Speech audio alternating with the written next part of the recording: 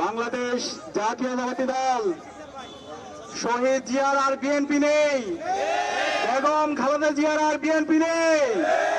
এখন বিএনপি হয়ে গেছে চাঁদাবাজ, টেন্ডারবাজ, সন্ত্রাসদের আঁতুড়ঘর।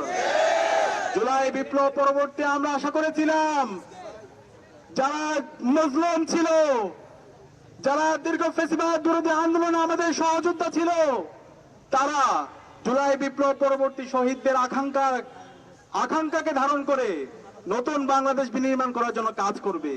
কিন্তু আমরা দেখতে পেয়েছি গত 1.5 বছর জুড়ে সন্ত্রাসের সাথে, চাঁদাবাজির সাথে, টেন্ডারবাজির সাথে, রাহাজারির সাথে যেই দলটি সবচেয়ে বেশি জড়িত ছিল তার নাম হচ্ছে বিএনপি।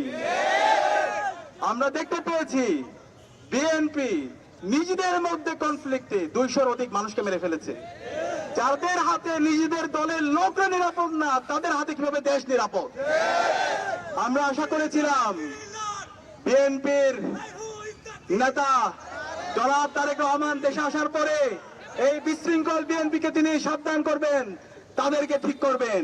তিনি আসার পরে বলেছেন আই হ্যাভ এ প্ল্যান, এবং সেই প্ল্যান শুনে আমরা আশাবাদী হয়েছিলাম। কিন্তু আমরা এসে দেখতে পেয়েছি তার প্ল্যান হলো সারা দেশে 50-এর অধিক জায়গায় আমাদের মা বোনদের উপর হামলা করা। আরে ধিক্কার জানাই, নারীদের উপর হামলা করো, তোদের কি মা বোন নাই? শেম, লজ্জা। একই সাথে আমরা দেখতে পেয়েছি সারা দেশের প্রতিটি পাড়ায় পাড়ায়, মহল্লা মহল্লায় চাঁদাবাজির সাথে এই দলের তৃণমূল থেকে কেন্দ্র পর্যন্ত সর্বপর্যায়ে নেতৃবৃন্দ জড়িত আছে, এবং এই চাঁদাবাজি যারা করে তাদেরকে আবার পুরস্কৃত করা হয়।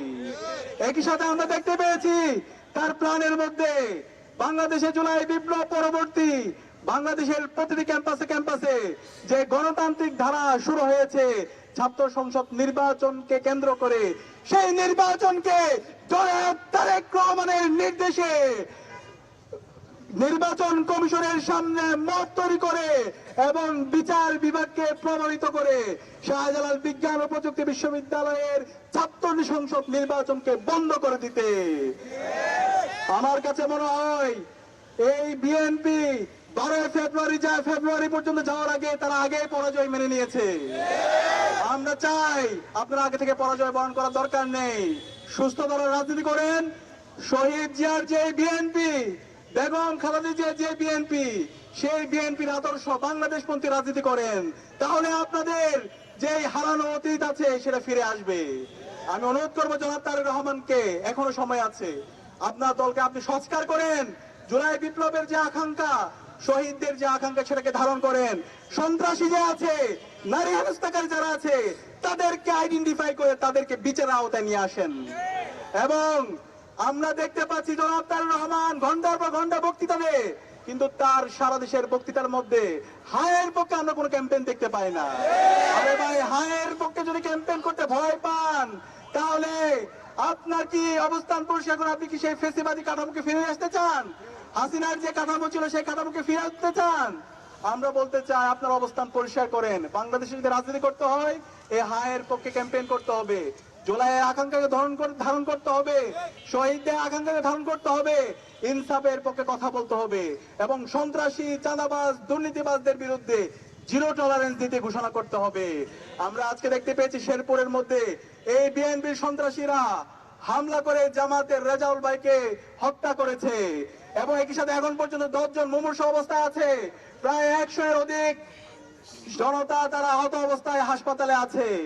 আমরা কোয়েশ্চেন করতে চাই নির্বাচন কমিশনকে, আপনারা কি করেছেন যখন এই প্রার্থীদের উপর হামলা হচ্ছে, জনগণের উপর হামলা করছে, রাজনৈতিক দলগুলোর উপর হামলা হচ্ছে, তখন এই আইন শৃঙ্খলা বাহিনীকে আমরা পালাতে দেখেছি। আপনারা যদি এভাবে এই নাগরিকদের নিরাপত্তা নিশ্চিত করতে না পারেন, তাহলে আপনাদের দায়িত্ব নেওয়ার দরকার নেই। আমরা অনুরোধ করবো অন্তর্বর্তীকালীন সরকারকে এবং নির্বাচন কমিশনকে একটি ফ্রি, ফেয়ার, ক্রেডিবল নির্বাচন করার জন্য লেভেল প্লেইং ফিল্ড ইনশিওর করতে হবে, এবং যারা সন্ত্রাসী আছে, যারা দুর্নীতিবাজ আছে, যারা চাঁদাবাজ আছে, যারা বাংলাদেশে সেই মাসল পাওয়ার পলিটিক্স ফিরে নিয়ে আসতে চায়, তাদের বিরুদ্ধে ব্যবস্থা গ্রহণ করতে হবে। আর যদি সে জায়গায় ব্যর্থ হয় তাহলে বাংলাদেশে জুলাইয়ের প্রজন্ম যেভাবে রাজপথে নেমে এসেছিল তার চাইতে শক্তিশালী ভাবে তারা রাজপথে নেমে আসবে। এবং সাবধান করতে চাই, যারা আমার মা বোনদের উপর হামলা করছেন, ওই কাপুরুষের দল, তোদেরকে সাবধান করে দিচ্ছি, আর কোন আমার মা বোনের উপর যদি হামলা হয় তোদের ঠিকানায় বাংলাদেশে হবে না। আমরা বলতে চাই, জুলাই বিপ্লবে খুনি হাসিনা, নিষিদ্ধ ছাত্রলীগ 15 জুলাই আমাদের বোনদের উপর হামলা করেছিল, আমাদের ভাইদের উপর হামলা করেছিল। এই হাসিনার ঠিকানায় বাংলাদেশে হয় নাই। এই ছাত্র জনতার বিপ্লবের মাধ্যমে হাসিনা এই দেশ থেকে দিল্লিতে পালিয়েছে। আপনারা যদি সেই হাসিনার রাজনীতি করতে চান, সেই সন্ত্রাসের রাজনীতি করতে চান, আমার মা বোনদের উপর হামলা করেন, এইভাবে রেজাউল ভাইদের উপর হামলা করেন, তাহলে আপনাদের এই ঠিকানায় বাংলাদেশে হবে না। আমরা অনুরোধ করব সকল রাজনৈতিক দল, সকল ছাত্র সংগঠন, সিভিল সোসাইটি, মিডিয়া সবাইকে দায়িত্বশীল আচরণ করার জন্য। কেউ যদি এই ফেসিবাদী কাঠামোকে রেখে দিতে চান, এই ফেসিবাদের দালালি করেন, তাহলে এই দালালদের মুখোশগুলো আমরা উন্মোচন করে দিব। আমরা কাউকে আর সহ্য করবে না। আমরা অনুরোধ করব অন্তর্বর্তীকালীন সরকার এবং নির্বাচন কমিশনকে রেজাউল ভাইয়ের হত্যার সাথে যে সমস্ত খুনিরা জড়িত আছে তাদেরকে দ্রুত সময়ের মধ্যে বিচারের আওতায় নিয়ে আসতে হবে।